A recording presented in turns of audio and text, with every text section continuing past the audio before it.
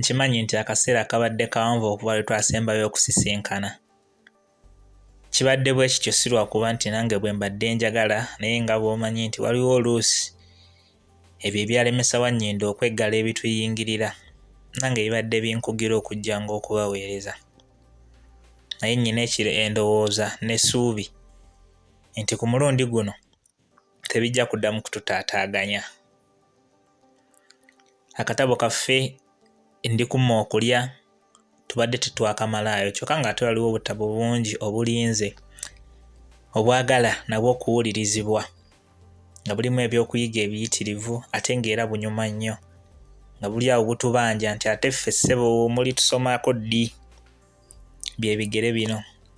Nkomyewo enfundikire akatabo kaffe Ndikumma Okulya akawandiikibwa mukadde waffe Solomon Ikempalanyi ke twasembayo nga tuli mu ssuula ewa Ssengange. Eyo yo yaggwa. Kaakati tugenda mu ssuula endala, ndowooza eddirira efundikira essuula Okwagala. Naye nga tetunnagiyingira olw'okuba akaseera tubadde tumaze kawanvu. Nkakasa nti abasinga ne gye twakoma temukyajjukirayo. Ekyo kyo nkyekakasa. Mu buufu obwo munzikirize nsooke mbajjukizeeko we twakoma, ate oluvannyuma wennyini we mba nva. Omulundi ogwasembayo twali mu ssuula ewa Ssengange, era nga mu ssuula eyo munnaffe Zansanzi mwe yafunira omulenzi gwe twamanyaako eryatebyasa. Omukwano gw'abano gwali muyitirivu nnyo ng'era bwe mugujjukira, ogwatuuka n'okwasisa mwana muwala ebintu, anti nga buli wamulowoozaako obwongo bwo tebubaawo. Era bwe twafundikirira essuula eyo nga ne ssenga wa munnaffe akitegedde nti Zansanzi yafunye omwagalwa. Mbasaba munzikirize awo wennyini we mba nsimbula ate mbongereyo n'ekitundu kyaffe eky'olwaleero mu ssuula eno empya Okwagala.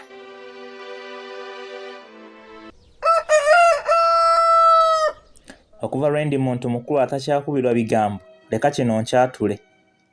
Mu bintu ebiruma omuntu so nga si bulwadde ne byagala okumutta nga n'okula amatalaamye kwe kwagala. Nze neewuunya okulaba ng'okwagala kukufukamiza ku nkato n'otazuulira, n'otuula ku njazi ez'embaalebaale ezikukunadde n'otawulira bwe zinyiga, n'ofuuyibwa empewo naye n'obanga ate ali ku kyoto. Enkuba n'ekukuba gwe n'obanga omuntu anaaba obunaabi olw'okweyagalira. Ekintu ekyanzijira mu mutima nga ssenga amaze okusiima omusajja wange kyannema okunnyonnyola omuntu yenna obulungi nga nze bwe nnali nkyulira. Bwe ntyo ne mbanga n'essanyu ery'ejjingiriza oluusi eryankozanga n'ebintu abantu bye batanteeberezanga kukola. Tebyasa yageranga ebbanga n'ajjako ewaffe okutulabako. Bwe twabanga awo ffenna n'abakulu nga nfuba nnyo okubikka ku kwagala kwange, naye nalabiranga awo nga nnemereddwa. Okwagala kumpiseemu kweyolese. Naye nze abakulu tebaŋŋanya kumukyalirako wadde omulundi ogumu bwe guti. Nze bwe nawuliranga abagamba nti gwe njagala bwe mulowoozaako n'emmere ennema okulya, nga ndabanga aboogera obwogezi ebigambo bye batayinza kukola. Naye nakekakasizza ku Tebyasa kubanga oluusi emmere yabeeranga mu matama okumala akaseera, anti ng'ennemye okugaaya wadde okumira. Olulala n'okulya ne siriirako ddala so nga saabanga mukkufu. Saali muyimbi nnyo, naye mu kiseera ekyo nga buli kayimba kengezaako okuyimba ng'erinnya lya Tebyasa lijjamu okufa obufi. Emirundi gye nalayira Tebyasa n'okutuusa kaakati simanyi bungi bwagyo. Bwe nayasimulanga nga Tebyasa yajjira mu mwasi, oluusi ng'ajula na kumpita mu nnyindo nga minyira. Bwe neesisiwalanga oba kwekanga nga mukwano gwange oyo gwe ndayira, nga gy'obeera nti ye yabanga nkanze. Nzijukira lwe nayasa ensuwa, so nno ddala natanwa butanwa, kyokka ne ndayira omuyeeyebwa era mu butagenderera.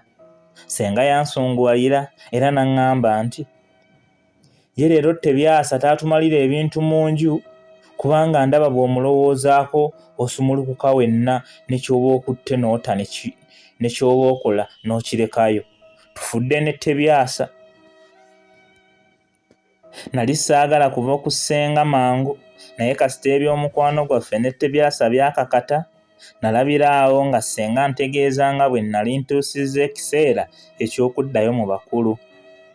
Bwe nali nsigazizza ennaku mbale buba z'okuddayo, ssenga n'ayongera okunkuutira ebintu ebirungi ebinyweza obufumbo, era ebintu ebyo mbyekuuma nga kalira ka mwana n'okutuusa kati. Mu ebyo bye nzijukira obulungi, ekikolwa ky'okuwulira baze kyannyingira nnyo. Ssenga yaŋŋamba bw'ati nti, "Mwana wange, omusajja tajoogwa. Bw'olaba nga bala akusunguwalidde ng'atandise n'okwesunaasuna ayomba, ng'ose n'olwendo lw'amazzi ng'obateka ng'osirika becce. Ng'obadde ofumbiddwa mwana wange obanga mugumiikiriza era osirikiranga eby'omu nju. Bulijjo ojjukiranga nti eby'omu nju tebittotolwa. Abakazi nga bwe nakugamba mwana wange tebatya. Gw'olulambuza yalusalako. Omuntu gw'olibuulirako nti muli bulungi mutegeeragana ne balo, munnange nno yali kusalira amagezi n'okukwata mu liiso oba okukufuluma kulitalaba. Bwe muba obulungi mu maka abantu ne bakitegeera, ogwo nagwo guba musango kubanga tebakyagala anti teri yeeyagaliza ya munne kuzaala nduusi. Ate bwe muba obubi nga bawulira mutootoogana buli kadde, bakuba gudiikudde. Balo ne bwakukolanga ebibi bitya ogumanga n'otabinyumya mu bakazi banno naddala bw'obanga obuusabuusa, kubanga bw'oli emulisa omumuli gy'osula oliba weeweebudde wekka nakweyokera mukira kubula ky'otuuza. Mwana wange, kankubuulire, omusajja ayinza okuba omukubi n'akuwumiza ebikonde oba n'akusaamira emiggo. Oyinza okuzimba amaaso oba okunuubuka ennyindo oba emimwa okukutulubira, naye togendanga ng'obuulira nsi yonna nti baze yankubye. Abantu abasinga nga babadde bakubuuzizza, bagambe nti watomedde empagi oba wasirituse n'ogwa ng'okomawo. Amagezi g'abakazi banno abafumba agamu gaba malungi, naye osaana okwerowooza ennyo ne weesalirawo wekka oluvannyuma. Ng'obadde osanze obuzibu obungi, ekyokunoba si ky'osaana okusooka okulowoozangako. Abasajja nkerettanyi, bw'ogitega amenvu erya bibombo. Naye naffe abakazi kyetuva tusaana okuba nga nnawolovu akyusa amabala ge buli kiseera okutuukira mu kifo w'abaali. Tolaganga busungu mangu era teweekaanyanga oba okwekandula oba okwesungusulanga nga bala akulaba. Togaluliranga bala omukono mbu omukuba kubanga bw'olikikola olivumaganya nnyo abakuzaala. Bw'olabanga bala ayagala okukukuba oddukiranga mu kibira oba mu ttale wonna ng'otya abantu, w'oddira nga ne munno obusungu bumuweddeko. Ebyo byonna nga bikulemesezza oddukiranga wa nnyazaalawo. Owulira za nsanze? Ko nze nti mpulira ssenga. N'aŋŋamba nti saagala owulire buwulizi bye njogera naye njagala obitegeere kubanga mmanyi nti ebimu ku byo ogenda kubiraba naye njagala bisange ng'olina ky'obimanyiiko era ng'otegeera n'engeri ey'okubivuunukamu oba okubyeyambamu. Manya mwana wange nti k'olituvaako bw'oti oliba ogenze okwemalira n'okwesalirawo ebisaana n'ebitasaana kukola. N'olwekyo bye nkubuulira nkusibirira ntanda. Nange kwe kumuddamu nga mmwebaza era nga mmukakasa nti bye yali ambuulira nali mbitegeera, mbyagala era nga mbinyweza ku mutima gwange. Yalaba ntaddeyo nnyo omwoyo bwe ntyo n'ayongera bw'ati nti, mwana wange, ekintu ekikulu ky'osaana okusooka okukola ng'oyingiridde obufumbo kwe kuyiga embeera n'empisa z'abalo. Kaakati muli mu kkwano ne munnooyo. era omulaba agonda ng'olusansa, naye k'olimala okutuuka ewaka oti olyewuunya obukalubo n'obuyinza abasajja bwe baba nabwo. Mukadde wange bwe yayogera ku bugonvu bwa Tebyasa ne njagala okutulika nseke kubanga bambi nga Tebyasa mugonvu nnyo. Naye Katonda wange yannyamba ne sikituukako kubanga mba kukikola oboolyawo senga yandinyiigiddemu. Yayongera n'antegeeza nti, nze nsanze kankubuulire, olina ebintu ebirungi bingi by'olikolera balo n'abyagala, naye ate walibaawo by'olikola by'ataliyagalirako ddala n'akatono. Ne munno naye alikusanyusa mu bimu ate mu birala onyolwenga kubanga onokkirizanga bya buwaze. Awo nno we wali mwenna okugumiikirizanga n'okwetikka obunafu oba obuzibu bwa buli omu.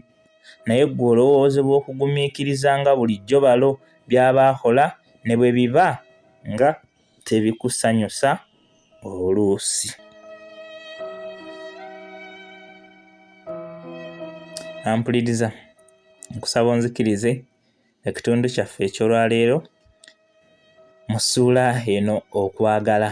Tugifundikirire wano ate olundi bwe tunaava era tweyongereyo. Mubeere bulungi, mweraba.